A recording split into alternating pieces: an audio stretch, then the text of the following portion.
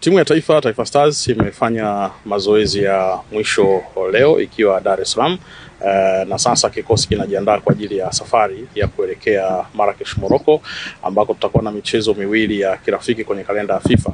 Tutacheza tarehe 5 ya Juni dhidi ya Uganda na tutacheza tarehe 9 Juni dhidi ya Rwanda. Ni michezo ambayo ipo kwenye kalenda ya FIFA.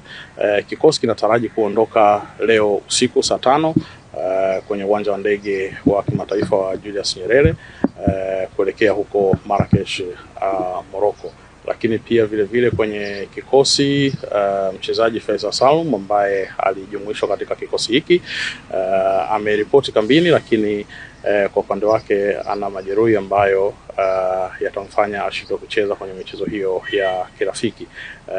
Madaktari wa timu yake of course walimwangalia, lakini alipokuja kwenye timu ya taifa kuripoti, madaktari wa timu ya taifa pia yupo na madaktari nao walimtazama na ikaonekana kwamba hataweza kucheza michezo hiyo. Kwa hiyo Faisal amepewa ruhusa ya kuweza kurudi kujiuguza, na hivyo nafasi yake kama kutakuwa na mabadiliko yoyote basi itatangazwa, lakini kwa sasa ndio iko hivyo. Wachezaji wengine wote wako vizuri.